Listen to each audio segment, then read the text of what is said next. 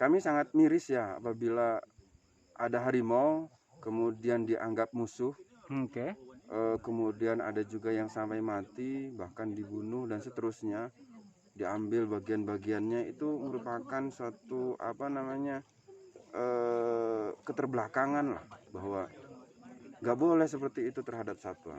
Ya, Tidak mereka ada masih yang lebih penting, semuanya sama antara manusia dan satwa ini sama-sama penting memiliki peranannya masing-masing.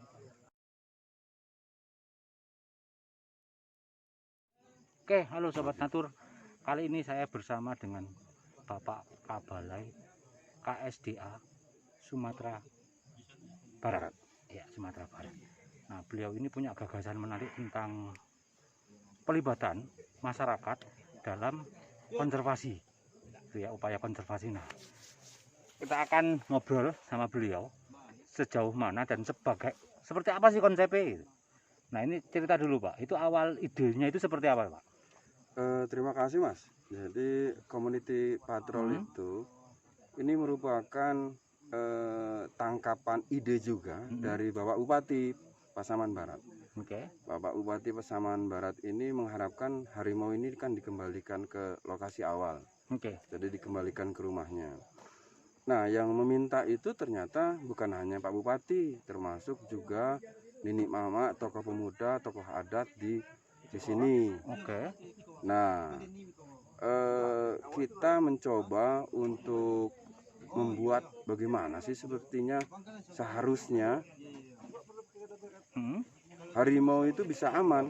Oke.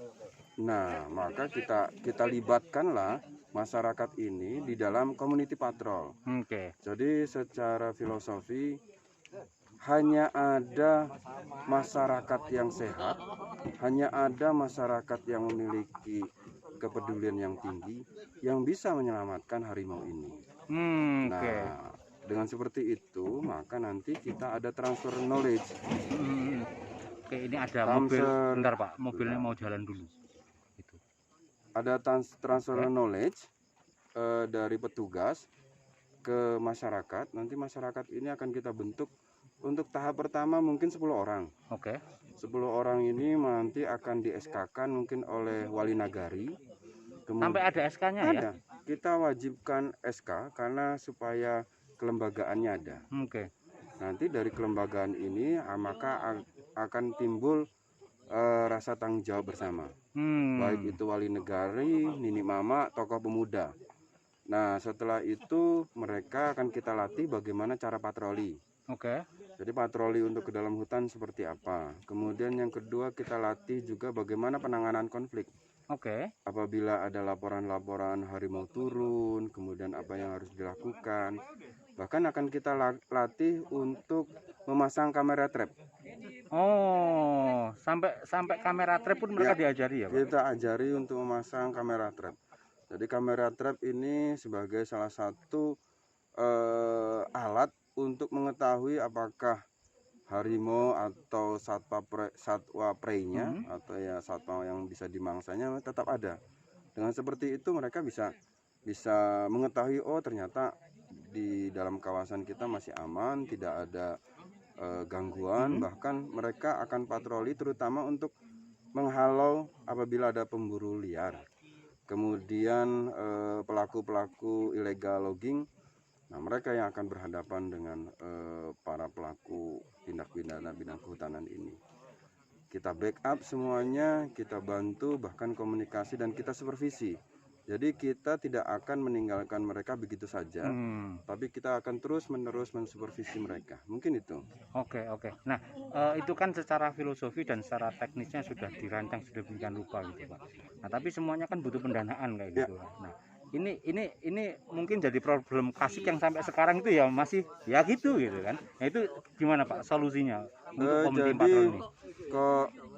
Untuk pendanaan ini PT PMS sebagai buffer yang ada di kawasan hutan Danau Laut Tinggal ini, dia akan mensupport sepenuhnya community patrol ini. Jadi PT PMS akan menyiapkan dana CSR-nya salah satunya untuk kegiatan-kegiatan community patrol.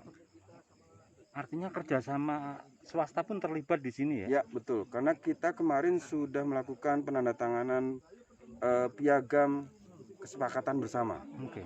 para pihak untuk melestarikan harimau Sumatera di Pasaman Barat. Gitu. Nah, ini untuk Pasaman Barat. Nah, nantinya apakah ada individu harimau yang di wilayah lain yang masih di bawah KSDAE Sumatera Barat gitu, Pak? Untuk daerah lain nanti kita akan kembangkan hal yang sama. Oke. Mungkin ini seperti pilot project dulu Oke, ya, pilot project dulu bahwa ternyata di Pasaman Barat sudah ada hal-hal yang lebih maju dari tempat lain. Kami sangat miris ya apabila ada harimau kemudian dianggap musuh. Oke. Kemudian ada juga yang sampai mati, bahkan dibunuh dan seterusnya, diambil bagian-bagiannya. Itu merupakan suatu keterbelakangan lah, bahwa nggak boleh seperti itu terhadap satwa. Ya, Tidak ada yang lebih penting, semuanya sama antara manusia dan satwa ini sama-sama penting memiliki peranannya masing-masing. Untuk itu kita harapkan dengan adanya community patrol ini ya ada kesetaraan. Dan tempat lain juga bisa untuk melakukan adopsi seperti ini. Mereka menganggap bahwa harimau itu sebetulnya harimau ini dalam sejarah pun tertulis bahwa harimau ini adalah bagian dari kebudayaan mereka. Semua kebudayaan baik di Sumatera, di Jawa itu ada kaitannya sama harimau. Jadi itu yang akan kita giatkan, kita kembangkan bahwa harimau ini bukan musuh.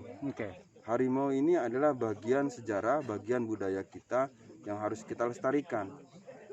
Kita sebagai manusia Indonesia tidak bisa meninggalkan harimau, bahwa itu bagian dari budaya kita, root kita. Mungkin itu.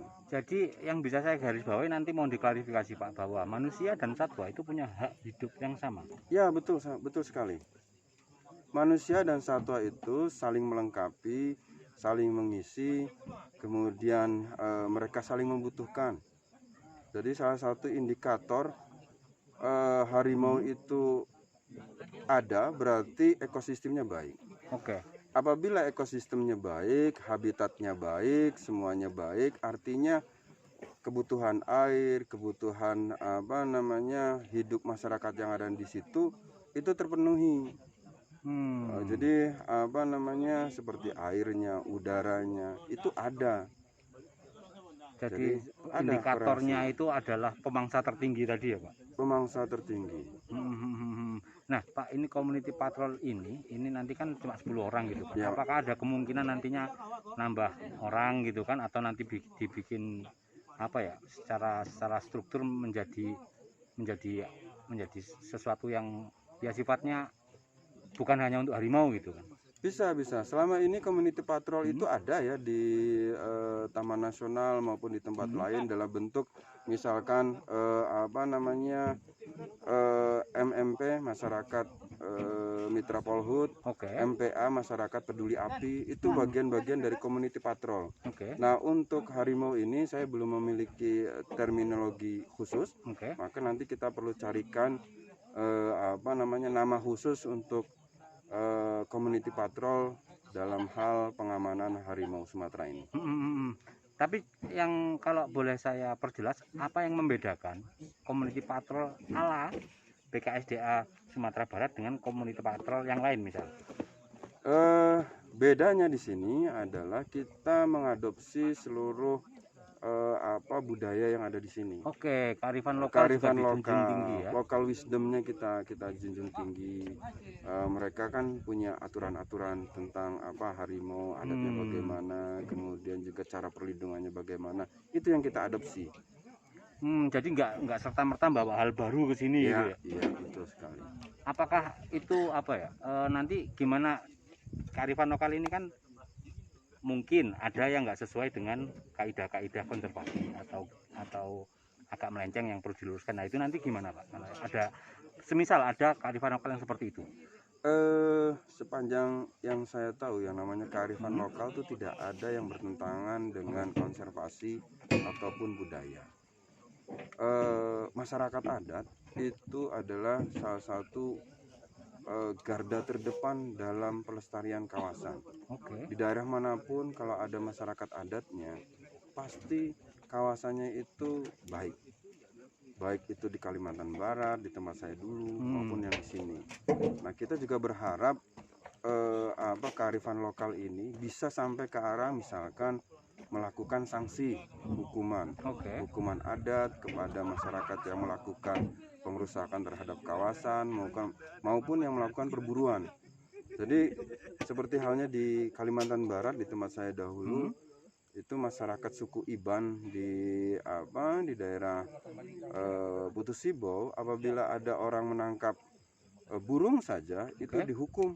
Hukumannya lumayan, hukumannya 5 juta rupiah dan tidak boleh masuk hutan lagi. Oh, selamanya? Selamanya. Jadi hal-hal seperti ini bisa diadopsi di sini. Jadi hukumannya itu bisa jadi hukum adat, bisa jadi dia menyerahkan ke hukum positif. Oke. Tapi ketika adatnya itu tadi sangat dipegang teguh, mendingan ke hukum adat aja. Betul. Gitu Pak ya. Karena antara hukum adat maupun hukum positif sama-sama saling menguatkan. Oke. Titik poinnya di situ. Nah, Pak, ini kan Bapak udah kemana-mana nih ya, udah kemana-mana. Itu awalnya Bapak tertarik sama dunia konservasi itu gimana sih, Pak? Kebetulan saya ketika mahasiswa, saya adalah pencinta alam. Oke. Kami juga di Sumatera Selatan di Fakultas Pertanian Unsri.